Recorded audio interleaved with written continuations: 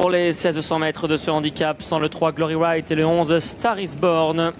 Bon départ de Lady Valou, le numéro 6 en jaune, Hypnotized également, qui se sert de son bon numéro de corde pour faire le forcing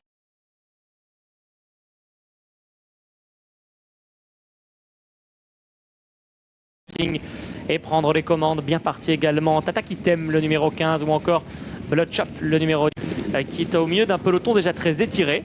Joyeuse de Romée est à l'arrière de celui de Master Fantasy. À l'arrière, il y a également le numéro 7 Zinnia, il y a le numéro 13 Gracefulness, et en dernière position le 9 Servaro. Le seul tournant de la course, Tatakitem, le numéro 15 à les commandes sur Bloodshot, et en dedans Hypnotize qui semble se montrer brillante. On retrouve plus loin Katuba, à la hauteur de Katuba, Lady Joyeuse, très bonne game position et précède Happy Camper. Joyeuse de Romée, l'autre favorite, est une longueur plus loin devant le numéro 1 Dear Mr Fantasy. À l'arrière, au juste et dans son dos le 13 Gracefulness.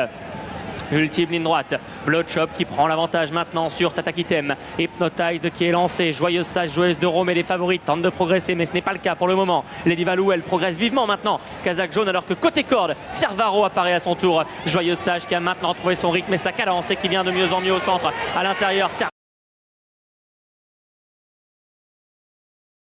Dear Mr Fantasy termine bien devant Happy Camper, Lady Valou, encore Hypnotized. Joyeuse Sage, le numéro 8 avec Marie Vélon qui ont maintenant fait la différence pour Pascalada et François Renaud. Le 8 s'impose ici, deuxième place disputée entre le 6 Lady Valou et le numéro 9 Servaro. Happy Camper, le numéro 4, était certainement quatrième.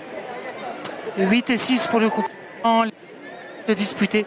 Le temps du numéro 8 qui s'impose, à savoir Joyeuse Sage. Le numéro 6 Lady Valou est deuxième. Et troisième place peut-être côté cœur Charlie pour le numéro 9 Servaro. 8,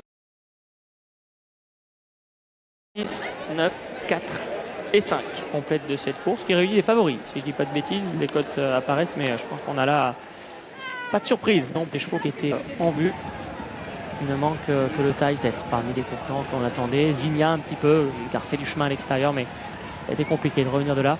Joyeuse Sage qui a trouvé son jour, qui n'a pas tout de suite enclenché, puis qui est très progressé pour s'imposer avec Marie Vélon. Les loups sortis, elle est toujours coup. Peut-être un peu prise de vitesse au démarrage, on évoquait avant le coup le fait que ce soit une pouliche vue en ce moment sur 18-2000 mètres. Peut-être qu'elle a subi un peu le démarrage et ensuite elle a fait parler sa tenue et sa qualité. Performance donc dans cette compétition. À tout à l'heure pour évoquer la